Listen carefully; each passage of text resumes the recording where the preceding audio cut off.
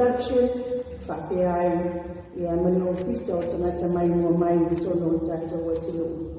O loo tau la mua i li tū whātisinga o le nei tau vana. E pine ai le a o tauina ma le tōma tauina to mai maanga waa o tātou tamaitai talavou o le tātou atinu. Tono o Samoa nei ma atunu e mau. A whiwhio o tau o whionga, lau o whionga i le tamaitai whaatonu o le Onomia Productions. Susulau sunga i le ofisa sili, a whionga i whai whautua, mai pa ia maa walunga, a loutou au waa o le Onomia Production. E whaatalo whaaloa ia, au mau au te o le nei tai au. Lau susunga i le tausala o le tātou mālotu tō tasi.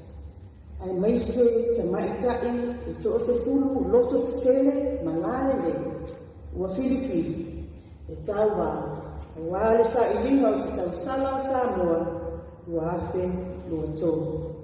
Tupu mae o Samoa. Lo langlango ina le neifa moe moe taua Samoa e o poto poto. Mātou whaatalofa o wholofa atu. I lau whionga i le sui fonga whetalai o le mauta whaitula whonu. O le mano tuto tasi o Samoa, ai o le teitei whono tātou whono whawai a ina i tai. Manono mai a ina i tai. Whaatalofa atu fhoi, i au tau a whionga i teitei whono, ai maise pa ia mani mamalu. O tātou whono whaawai o tātou whaatasi le nei tāne au. A whiwhio maia, tala mai o au. A warm good morning and greetings to our reigning Miss Samoa, the 10 contestants and your chaperones this morning, Madam Chair, CEO and the team of the Onomia Productions, members of the 10 districts who have vouched to help the Ministry of Women in our Community Day this morning. So for manuia, whataro whātu. E so se whaiva, e tāpua ia, e ae mai manuia. Manatu al pol kalame, a le lalama oti, mole ati na e wafio anga, e taita ia ni tāna rengo tinana te mai tai ati na e wafio anga na anga visotai. O mantou manatu, tātou amatamea i le atua, e manui ai me tātou whaamoe le nei tai au. Lo wava malo whaaloalo, ia e walau atu ai lau sunga i whailoto whiwhilia o le nei tai au, ia se sumaia, se tō mataunga whaalea nana, e amatai tātou polkalami, nau whionga tuala.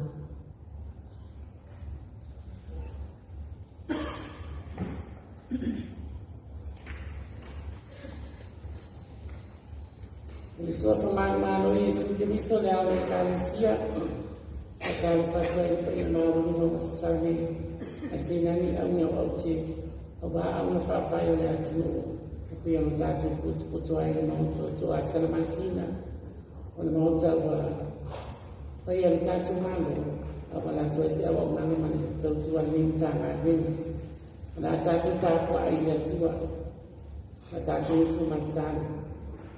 Ang payay na mato so ni sili o laga tu tawina mato mo fa na man mato vala a le fer mato fa selia e ali awali tia na mano la fio mato tanata mato vala a ya ie fa mama mai mato tanata li ato to ba ia au fa ya ni ta ko ina e ta ko ai fa ba wala ma fa na mo le atu la mato tatalo le alla Gesù che mi sollevi per farla.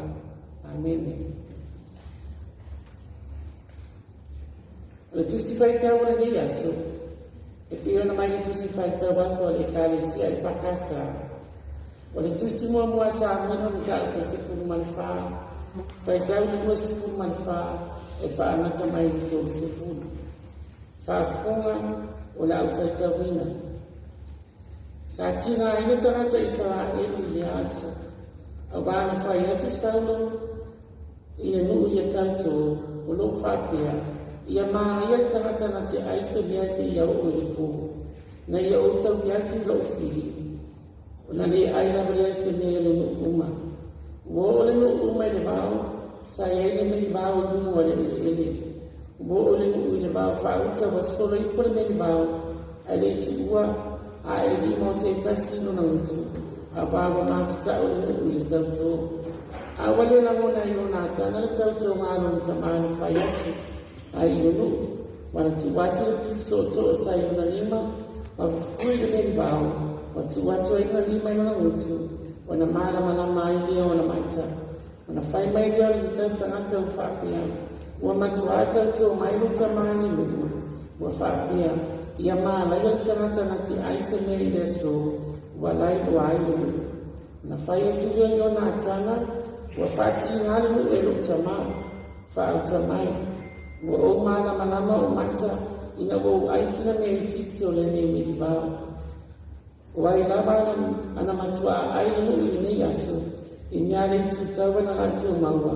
Pote nei, umafati lava se fasi o filistia. Whamamia mai nei tua le tātou whaitau, mana tātou whaangununa. Al mana tō tua nei aso e pēra mai tu se whaitau aso. Wana pongi le li, e umi se teine i tāpina ai. Wana pongi le li, e umisi tai ne tāpina ai. Wana nafi. Ole aso whapitole mo le kālesia e whakasa. Mo le latou sānginga o le tālalele. E mana tuai le tau umai o le tālalele. I lau whanua o le atulu. O le mana tu au tuana nafi. O le asa ana pongi e talia ina. O le asa ana pongi e talia ina. What is acceptable fast? But today, good fasts take time. Ana pongi le lei, i umisi taika e tāpina ai. O le tusi tau tātou whaitau hina, o lo tusi ai o whasia lea e ona tanga le au tau a Filistia. A le vaenga le tusi e pia tātou whaitau hina, o lo ea e manatu au tua le mea so, na ana pongi ai whanau ngā isara e. Mo le whasia o Filistia. Tātou iei le aso man whamai moe, ia te o tō alo ta mai tai o le atu. O tō whaiva mo tō tiute o tō nakatausi wha ta mai tai. Wa wala wina o tō le atua, e sā i iei se nani le whakatua, mo sā moe ni tō sanga duafre o tōru. Whaafitai fo e pe ala sā moa la whio mai o sisi. Whaafitai ei ono mea production, ala au whai ngāri wina, ono le nangango ino ni whamai moe. Tātou ana pongi, atu watu ino mo le atua lo tō whamai moe, e tua mani ana. Ai ei le tua, tau no lawa i le manuia, pe o upo le atua ue pe ala sā moa le whio mai, tamai tai fo mani. Asi se whaiva ai tāpua ia, e ulama mani manuia. Ai asi se whaiva ai tātou ia, tālo whai. Me la lea, manuia o tō whaiva, manuia o tō whamai moe, e ngāte ia te o tō au tamai tai o le atua, ai whapea fo i leo no lama na moina. After you know my production, I saw all of you want to make it for my Lanto Lango, the Lango, may family boy, a while tattoo to do. Not that to be for my child on your tour. Mato after Tilo Mato Tama, no matter what you have a feeling, Boyas or Levias. Faboya saw the soy for my own law, Talata, Linati, Mato Jai Malo. Taifa le kālesia, taifa le nufa i Itumalo, la me tono mato aina. Mato whakta e wa tona te pōnsa, sa mato ta oto mato moin, sa mato whea se manu lona. Wa e to alfa i a te mato ni taia. Ia mato watu vi inga, e whakta e whamanu man whanitanga i lawa fio. A wana le se no lama lawa fio nei a te mato te lea o tia ni aso ni whanu moin. Mato whaftailo whamaina o tarata e tautua mau nei so se whaiwa ma so se tiute tautua e malo ni mane atunu tautua i whanako kutunga ma malo mai whafo ai te ngani tono aina e o lawa i lau whi ama lau ngā rema pe ana mato i fo i le aso ana nafu lea i mato whaftailo ta mau aina whaso so mai mo mato whaftai tama i lo whamaina o le ola ma le lote tele o nei whanau e pio na ele whaamo moe o le atunu o mātou whasau nei tuai nei mai aso. Mātou vi ia la o fio, whaafitai mātua na whananauina I lātou whaafitai lau au whainā wenga a tapu e lātou bona whananana ia o whai ai o na whaatauina ni whamamoe lea li ie mātua te tālo tātou malawa whio li nei whamamoe a mataina li nei aso si o lawa I to aso li nei vai aso o ia I whamamoe o le atunu ma matanga luina E aunga li nei whamamoe ma whalako kotonga lea li ie no mātua tua le o se mātou vi inga wana o lawa whio lawa mātou te whamamoe le taita inga lawa whio e manu le o mātou whaiva ka mane o mātou taita I whale atunu taita o le mano te ngai foi taita o le kālesia ma mātou whaiva a wale le ola whaalanganga o le tangata ma mātou tua tātou malawa whio le aso e whamamoe I waile le aso ina wako tu mauro o lofa malawana le ate I mātou na mātou te tano lea ma le mātou kulenga lawa e Yesu na mātou alima na mātou whaala Amen ala tātou me pese I pese wa saunia ni tā Amen Amen.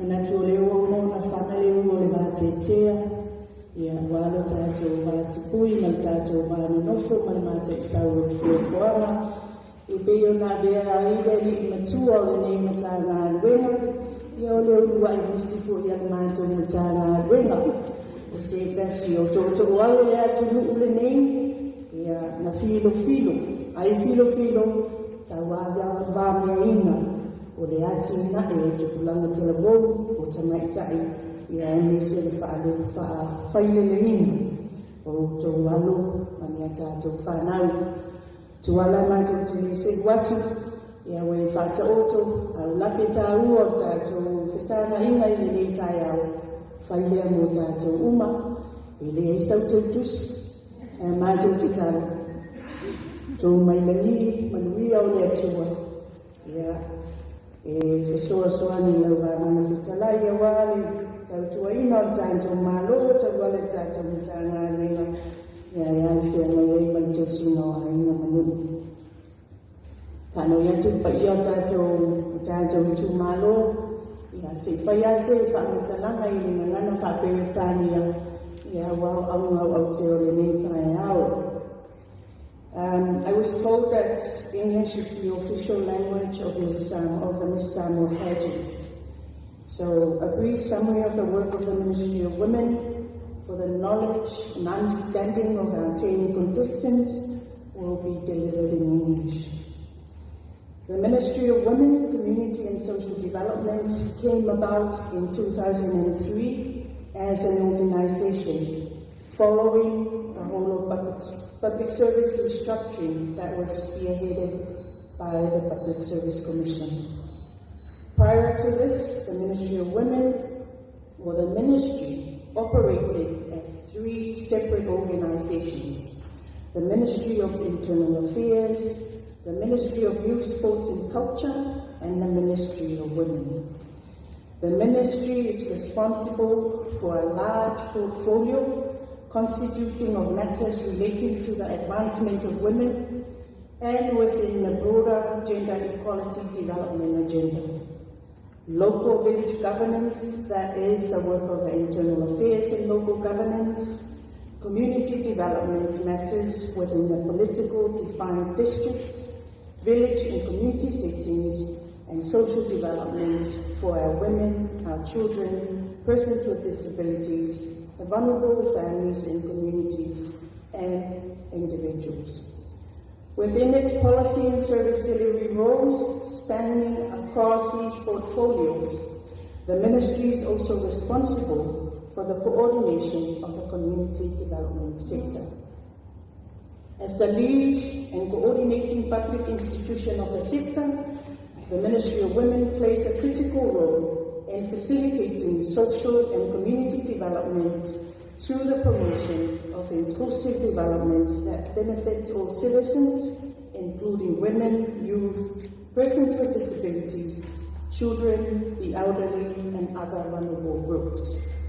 Directing and guiding the ongoing work of the ministry and the sector, the ministry launched in 2021 the Community Development Sector Plan 2021-2026 and the ministry's Strategic Plan 2021-2026.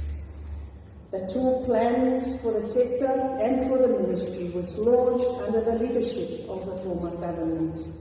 With the new government and ministry leadership coming into office since mid-2021, the sector plan and the ministry's strategic plan are being revisited to ensure that they are aligned to the pathway for Samoa's development 2021-2026. At the center of the governance development for the community is the well-known 1 million tauvaga project, or the District Development Program, that has been rolled out across 51 districts since 2022. The ministry has absorbed the responsibility for the management of the DDP under the guidance of the DDP Steering Committee and 51 district councils.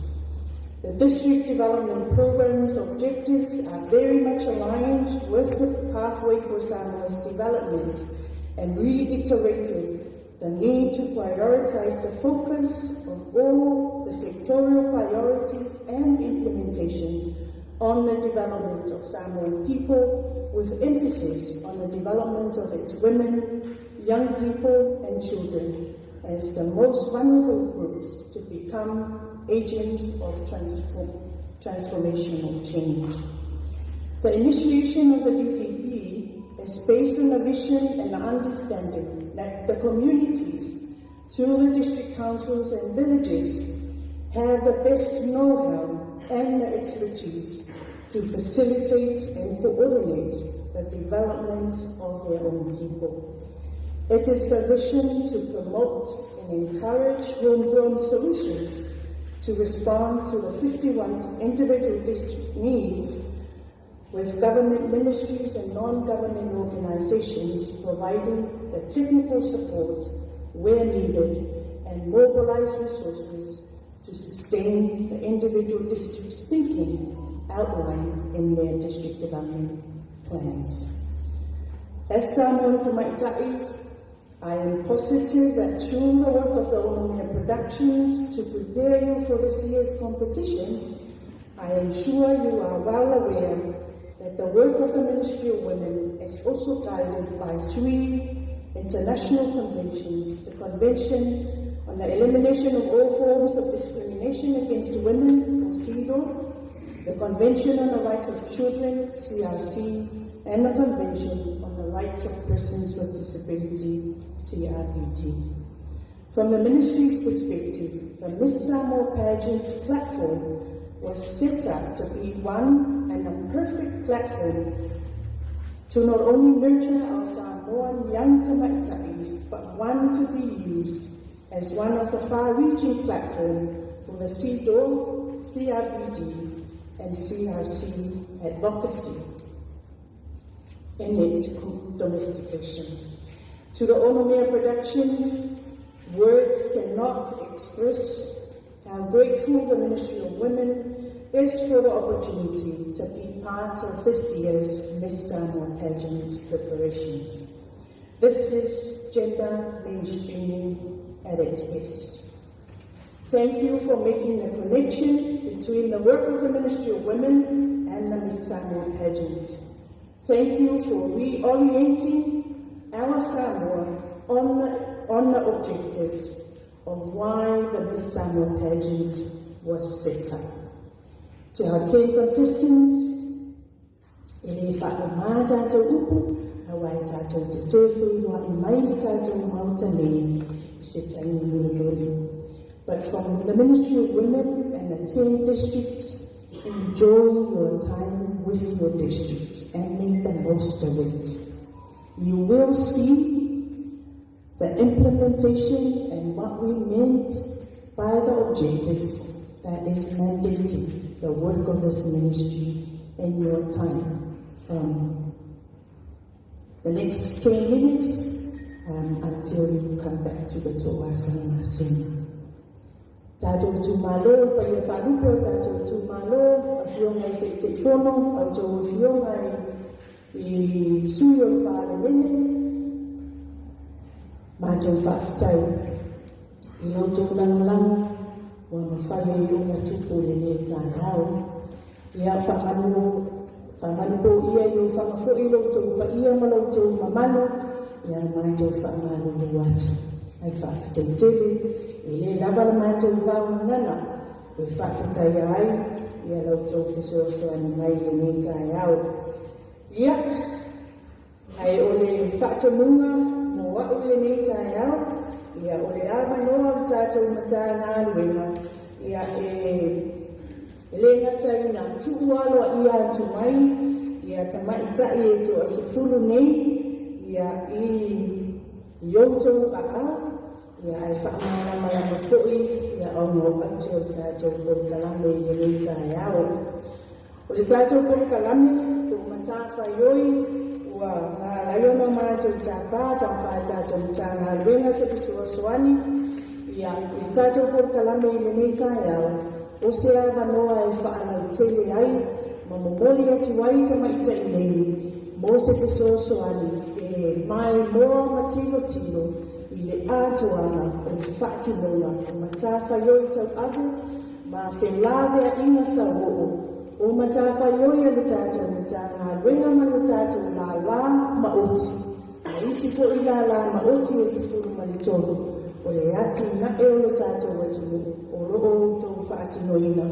Ia mawhai e au tau whionga, ma sui o tātou matanga ruenga, sui o tātou malo ina umawhio anga.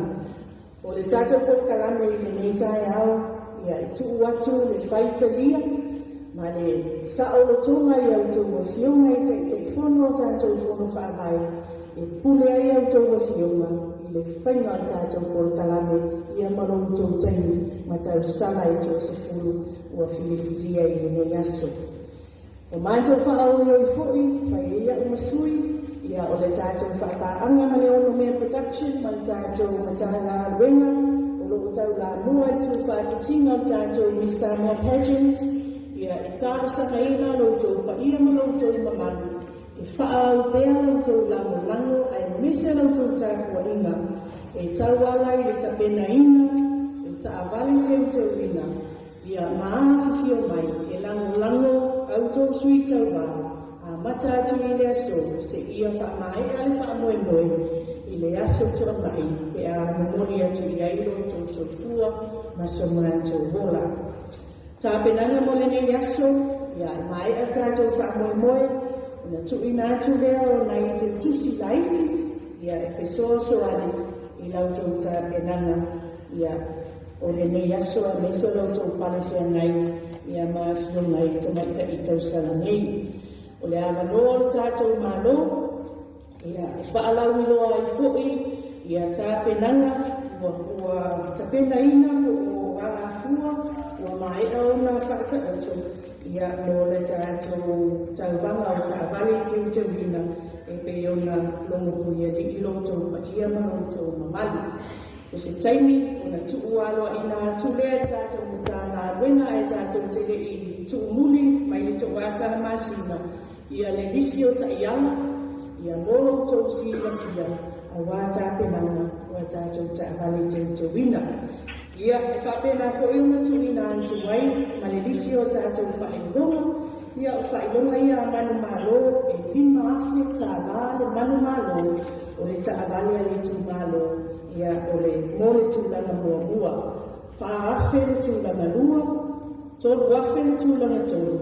Ia male afe lima se lau, o consolation prices, ia po tātou ia e lea la manu malo uma I tauvanga, ia e le mawhaiona e sia tūlanga mua ma tūlanga lua. Pa I ai o tātou mawhitanga I le nei tai au, ia I lo uava ma lo whaaloalo, e wala au whaaloalo atu wai, e latou laulau atu, ia a tātou I Itumalo, na awhifio mai le manei, o le awhio mai le tausala o tātou atu nuu le tamaitai I a hilani, kurupu, ia e whai maa au tātou utana aduenga e tuu aloa I atu. Au tau sui tauva, ua filifilia I le nei tai au. Ia, ule ia o tau, a tau whinangalo I saia I mua I nei le matau le itu to a tātou ngā solo ai, ule tātou o wau tātou pokalami, ule foi tātou o wau tātou whale. Mea koa pong ke lani.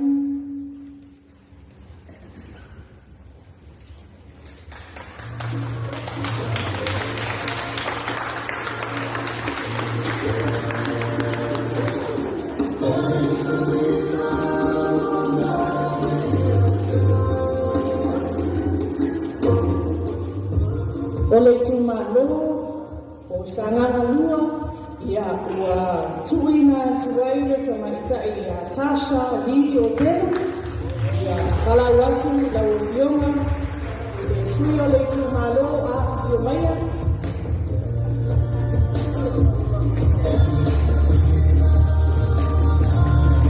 A fio mai umane, fio mai umane.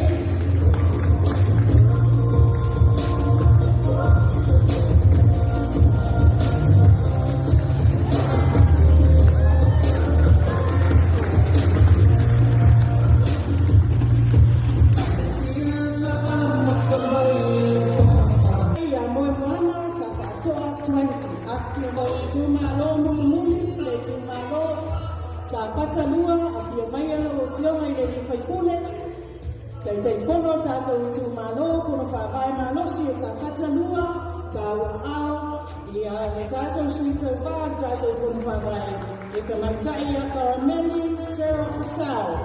O le whaenga, tāua, tātou koro kalame, pa ia tātou au fia o koto le nei aso, se tu whatasi o tau wa ao, tātou patipatia, ia le whaenga mua tātou koro kalame le nei tai au, o le silafia, ia o tātou whono whawai, o le tātou pokalame mai le taimi le nei, se ia pā ia le tu lai lua, ia le pule e whaitalia, au tō whionga I te whono, pa ia I tātou whono whawai mātou tālu sangatu. Whina ngalo maari rie, tō te momoli na mai, ia tātou sui tau rā, ia tātou tō asa na masina. Ia whaifoi nei a wanoa e walau whaaloalo atu ai, pa ia I te whono, pa ia I tātou whono whawai, ia tātou awai whaatasi, tātou awa whamanuia, ia tātou toetari mai, I le tō asa na masina. O le la fio atu le fio hei apula te wao, ia I tufa atu a tātou te utusi, ma whaso atu a tātou ta avane I pito tua, ia mō tā penanga tātou Itumalo. To all our beautiful contestants, have fun, make the most of it. I'm sure you will not want to come back to Apia, but please do come back at 2 p.m. Yeah, tātou toi whi loai, tātou tō ngā salamasina, tātou nautane, i le ao uli, manuia, ia le whenga iai, ia male tātou kō kalame i le nei aso. Mamana, tātou mawai manuia, tātou toe whitapai mai nei tātou mauta i manuia o le atua soifua mai manuia.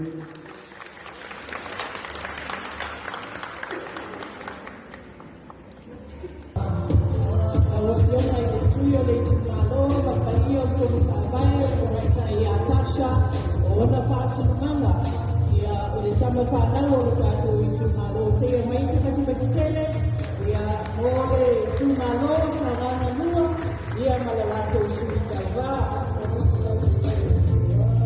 Pana watu tātou Itumalo, sa rana mua, a whiwhio mai, se taua au atu, ia latou Tausala o le tama whanau o le tātou Itumalo, le tamaitai, ia moe loto, e ula le mamae, Vitoria, Chelsea, tuila epa tia. Sarana sasi,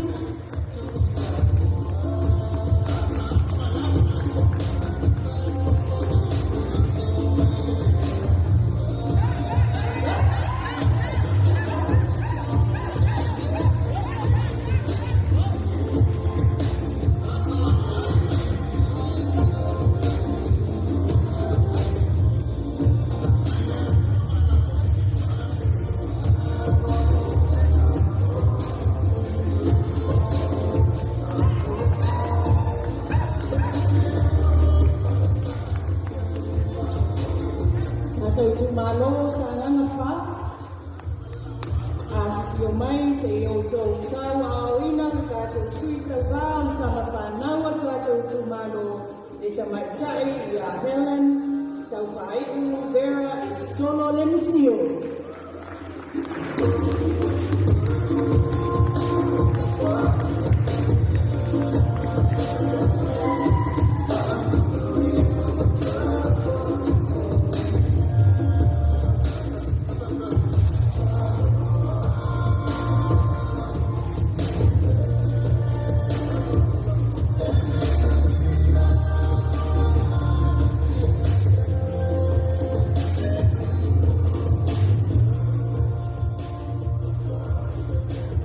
Tātou Itumalo whaleata lua, a whiwhio mai luma nei, tawasangatu i tātou Itumalo, pena whaiua msa i le titi lava, ia se mai a le tātou kōkalame, e ia tātou tautusi, e tuuina atu, ia mo tāpenanga tātou Itumalo, ia mwhapenao na awa atu tātou mtanga luenga, sui o tātou mtanga luenga, e msosoani tātou ngā luenga,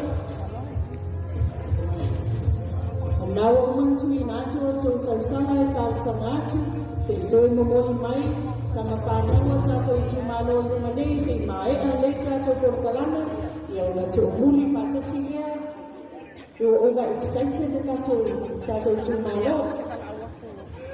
Ia mea tātou e whapenala nātu o tātou whatinonga community, whaleata lua, a whio maia, se i tau aoina, Tausala tātou Itumalo, our very own miracle affiliate.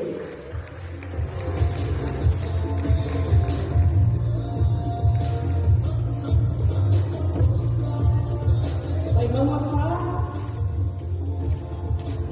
tātou Itumalo, vai maua wha, a whiwhio maia, ia se tau aoina, ia le tātou Tausala, o le sui o tātou Itumalo, i te maitai a cherries, vai manu manaya.